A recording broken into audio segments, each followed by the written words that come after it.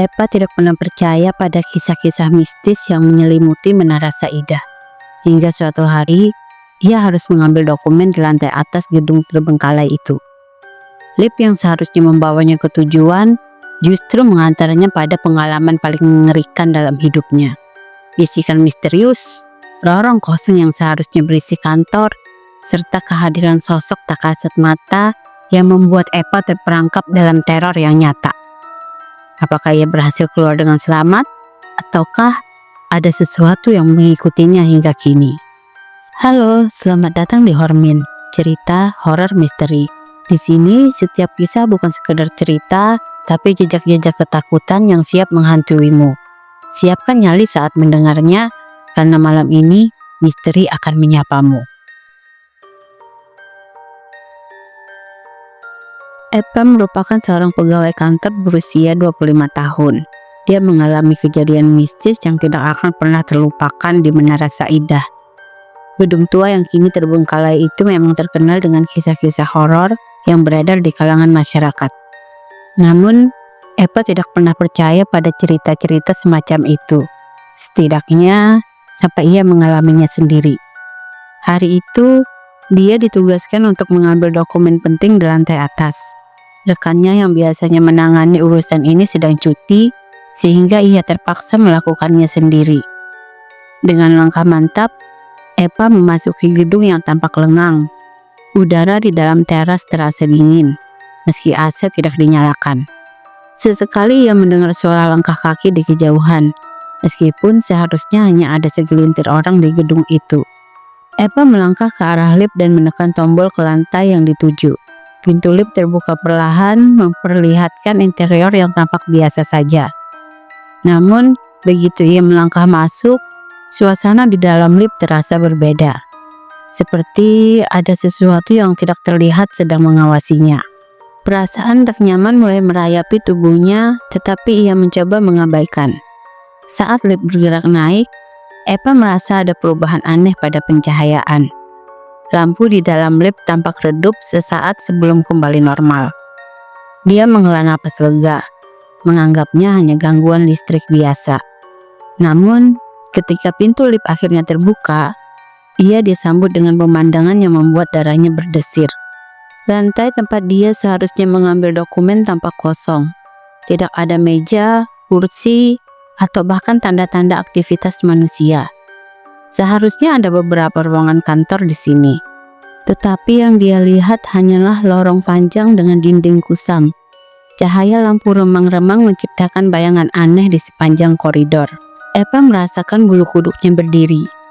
Dia menoleh ke belakang, hendak kembali ke lift. Tetapi pintu lift tiba-tiba tertutup dengan sendirinya. Panik, dia buru-buru menekan tombol untuk membukanya lagi. Tetapi lift tidak merespon. Dia berulang kali menekan tombol, tetapi pintu tetap tak bergerak sedikit pun. Saat itu, dia mendengar sesuatu. Sebuah suara bisikan pelan yang terdengar seperti berasal dari belakangnya. Eva membeku. Suara itu begitu dekat, tetapi saat dia menoleh, lorong itu tetap kosong. Tidak ada siapapun di sana. Jantungnya berdetak kencang. Keringat dingin mulai membasahi pelipisnya. Eva mencoba berpikir rasional, mungkin ini hanya perasaannya saja. Namun, bisikan itu kembali terdengar. Kini lebih jelas, seperti ada seseorang yang sedang memanggil namanya dengan suara parau. Langkah kakinya mundur perlahan, tetapi tiba-tiba terdengar suara lain. "Jangan pergi." Suara itu lebih keras dan bergema di lorong kosong itu. Eva menahan napas. Jari-jarinya kembali menekan tombol lift dengan panik. Dia tidak peduli lantai manapun asal bisa keluar segera dari tempat itu. Lampu di lorong mulai berkedip-kedip. Suasana semakin menegangkan. Eva merasakan hawa dingin menyelinap ke dalam tubuhnya, seperti ada sesuatu yang mendekat. Pintu lift akhirnya terbuka. Tetapi saat ia hendak masuk, sesosok bayangan hitam melintas di ujung lorong. Sosok itu tidak berbentuk jelas, hanya siluet gelap yang tampak bergerak mendekat. Eva tidak berpikir dua kali. Dengan jantung berdegup kencang, dia segera melompat masuk ke dalam lift dan menekan tombol untuk turun. Pintu lift menutup perlahan dan ia menahan napas, berharap semuanya segera berakhir. Namun, bukannya turun, lift justru berhenti di tengah jalan. Eva terperangkap dalam keheningan yang mencekam. Tiba-tiba, dia merasakan sesuatu di belakangnya, seperti ada seseorang yang berdiri di sudut lift. Dengan gemetar, dia mencoba mengabaikannya. Tapi udara di dalam lift semakin dingin dan ia merasakan nafas hangat di tengkuknya. Perlahan ia menoleh ke cermin di dalam lift. Matanya membelalak. Di belakangnya berdiri sosok wanita berambut panjang dengan wajah pucat dan mata kosong menatapnya. Bibir sosok itu bergerak perlahan, seolah hendak mengatakan sesuatu. Eva tidak bisa menahan jeritannya. Dia menutup matanya, berharap semua ini hanya mimpi buruk. Saat dia membuka matanya kembali, sosok itu telah menghilang. Lift akhirnya bergerak turun dengan sendirinya. Begitu pintu terbuka di lantai bawah, Eva langsung berlari keluar, tidak peduli tatapan heran dari satpam yang berjaga di lobi. Napasnya tersengal, tubuhnya gemetar. Dia tidak berani menoleh ke belakang, takut sesuatu masih mengikutinya. Kejadian aneh tidak berhenti sampai di situ. Sejak insiden di Menara Saidah, Eva mulai mengalami hal-hal ganjil di kehidupan sehari-hari. Lampu di apartemennya seringkali berkedip sendiri. Barang-barang berpindah tempat tanpa dia sentuh. Bahkan, dia sering merasa ada seseorang yang mengawasinya saat tidur. Suatu malam, dia terbangun oleh suara langkah kaki di ruang tamunya. Dia menahan napas, mencoba meyakinkan dirinya bahwa itu hanya ilusi. Tapi suara itu semakin dekat, berhenti tepat di depan pintu kamarnya.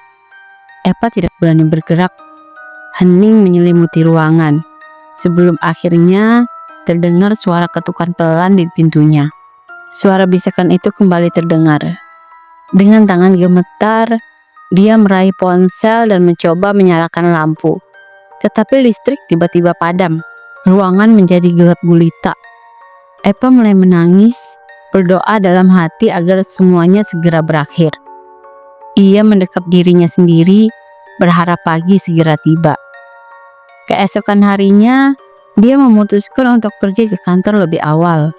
Dia tidak ingin berlama-lama di apartemen yang kini terasa begitu mencekam. Namun, saat ia melewati kaca jendela di lobi apartemen, matanya menangkap bayangan samar di belakangnya. Sosok wanita berambut panjang yang sama seperti di lift malam itu. Eva tersentak dan menoleh dengan cepat.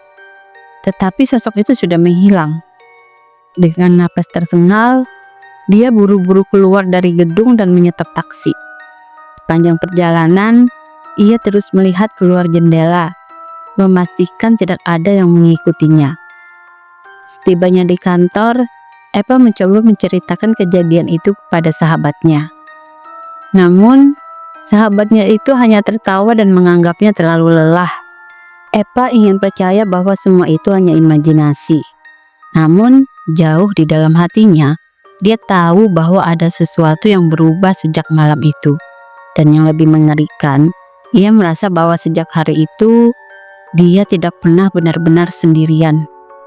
Hari-hari berikutnya menjadi penuh ketakutan bagi Eva. Dia mulai mencari cara untuk menghilangkan perasaan aneh yang selalu mengikutinya. Beberapa kali ia mencoba pergi ke tempat ibadah, berharap doa-doa bisa menenangkan hatinya. Namun, setiap kali ia merasa tenang, kejadian aneh kembali terjadi.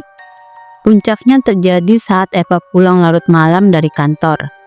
Saat memasuki apartemen, dia melihat cermin di ruang tamunya berkabut, seolah seseorang baru saja bernapas di sana. Di tengah-tengah cermin, ada bekas tangan pucat yang menempel, seperti seseorang mencoba keluar dari dalamnya. Eva tak bisa lagi menyangkal. Ia harus mencari pertolongan sebelum semuanya menjadi lebih buruk. Ia tidak tahu apa yang menghantuinya, tetapi satu hal yang pasti, Menara Saidah telah meninggalkan sesuatu padanya. Sesuatu yang tidak akan membiarkannya pergi begitu saja.